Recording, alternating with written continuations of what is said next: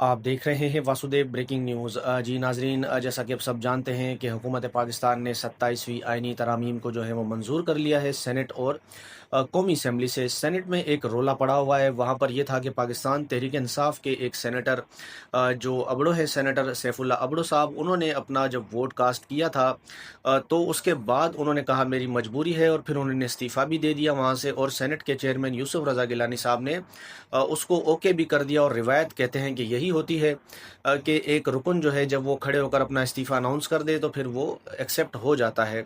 लिख कर देना वो बात की बात होती है, लेकिन लिख कर देना भी एक कंडीशन है। ये चीज़ हो गई, लेकिन खैर पाकिस्तान में जो हुकूमत मौजूदा है, इनको जो चीज़ सूट करती है तो वो ये कर देते हैं।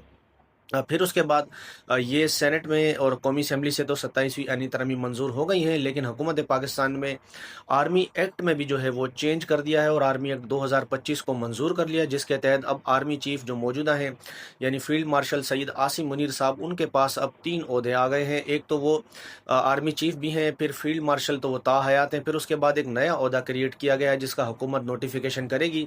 वो होगा चीफ ऑफ डिफेंस फोर्सेस का।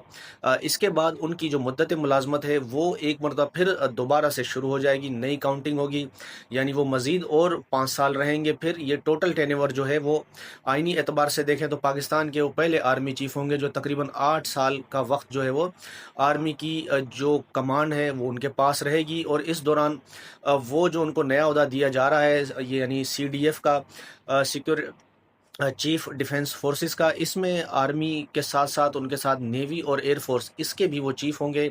और पाक फ़ौज के अंदर जितनी भी रीस्ट्रक्चरिंग करनी है और इंतज़ाम करना है वो यही करेंगे।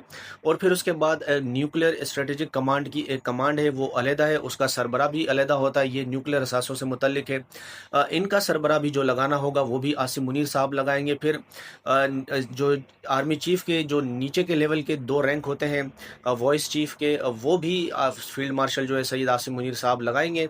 तो देखते हैं नाजरीन आगे मामलात किस तरह जाते हैं। 27वीं तरमीम हुकूमत ने पास कर ली है, और फिर 2 जजेस जो हैं वो भी इस्तीफ़ा दे चुके हैं, जिसका हम आपको अपनी पिछली वीडियो में अपडेट दे चुके हैं। तो नाजरीन, अगर ये वीडियो और अपडेट अगर आपको पसंद आई हो तो प्लीज़ वीडियो को लाइक करें और चैनल को सब्सक्राइब करें, ताकि हमारे चैनल की जो भी नई अपडेट हो वो आपको मिलती रहें।